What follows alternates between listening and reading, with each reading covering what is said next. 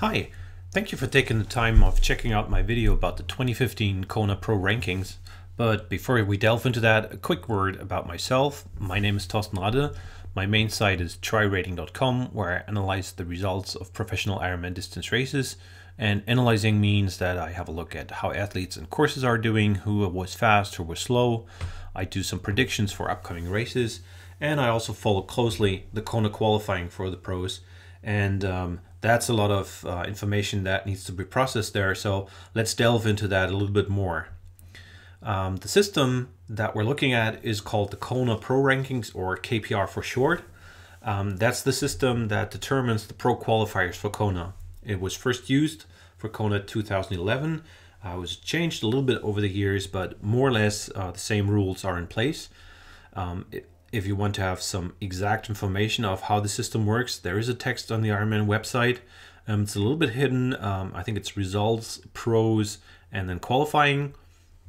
But the base information is not too difficult, and that's what I would like to get into in this presentation. There are four main elements of the KPR. Points based on the finish. You can accumulate points from up to 5 races. There's 2 cutoff dates where qualifiers are determined, and in addition, there are automatic qualifiers. So let's have a closer look at each of these elements. First, points are assigned based on the finish, based on the place that you finish. Either the place that you finish and the category of the race determine how many points you get. There are 3 categories of Ironman distance races called P8000, P4000, and P2000 based on the number of points that you get for winning it. There's only one P8000 race, that's Kona, so you can get a lot of points for Kona that would help you qualify for the following year. There are 5 regional championships, each of which give 4,000 points for the winner. And all the other Ironmans with the Pro Purse are P2000 races. There are a few Ironman races now that don't have a Pro Purse, and there's probably going to be more of them, but all with the Pro Purse have 2,000 points for the winner. If you look at the table on the right, you can see that there are a lot of points for Kona and at the regional championships. But if you want to have some decent points from the other Ironman races, you basically need to finish on the podium, maybe top 2, better even winning. Points quickly go down after that, so a lot of athletes will be pushed into the regional championships or into the P2000 races that they think they can win. In addition to Ironman races, there are also categories for 70.3s. These go from P3000 for the 70.3 World Championship all the way down to P500 races for the smaller 70.3s. There's a similar qualifying system for 70.3 Worlds on the pro side, but the points also count for Ironman qualifying, for Kona qualifying as well. The way results from different races stack up, that's the next element.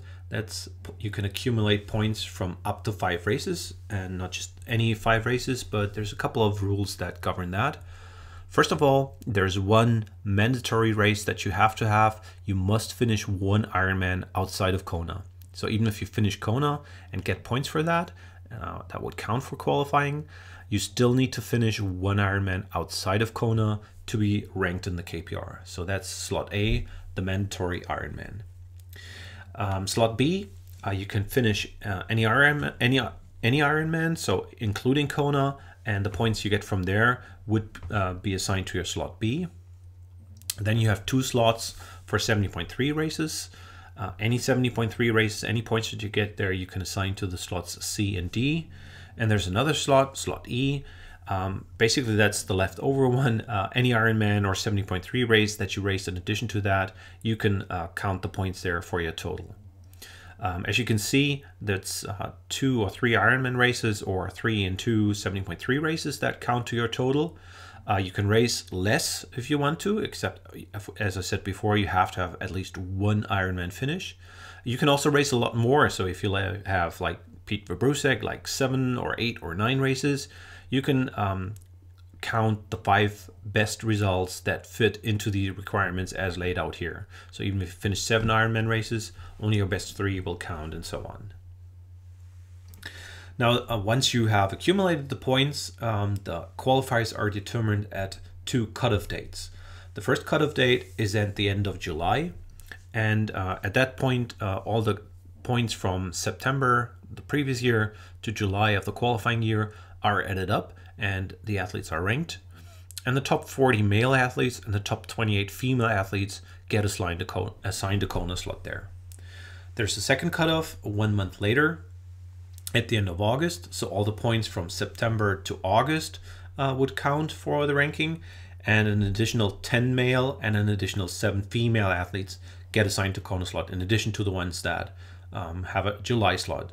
Sometimes this ends up that August qualifiers are higher ranked than July qualifiers, and that sometimes athletes have higher August points than the lowest July qualifier, but that's just the way the system works. End of July, first 30 and 28, end of August, another 10 and 7. Now, this is what I call point slots. In addition to that, there's automatic qualifiers that do not count against these point slots. First of all, you have the 5 Kona winners, or the Kona winners from the last 5 years. Of course, if there's more than 1 year that an athlete won, he doesn't get more than 1 slot. And in addition to the Kona winners, you also have the regional championship winners. For 2015, we have 5 regional championships in Melbourne, South Africa, Texas, Brazil, and Frankfurt. Any athlete that wins any of these regional championships gets a Kona slot, an automatic one, regardless of where he would be ranked in the points ranking. In the past, we also used to have slots for the 70.3 champs and the Hy-Vee champs. These are no longer part of the KPR, just Kona and the regional championship winners. So these are the basic rules of the KPR. They're not too tricky. I mean, of course, there's always these little edge cases that you need to look into, but that's the base system. What the base system doesn't tell you and the rules don't tell you is what number of points do you actually have to end up in order to qualify. I did a little analysis for that, and the number of points changed a little bit over the years, been pretty much stable. Here's a look at where the KPR standings are at the end of December and where I think the cutoffs will end up. First of all, on the men's side, the cutoff is estimated by myself to be at 3,800 points, more or less.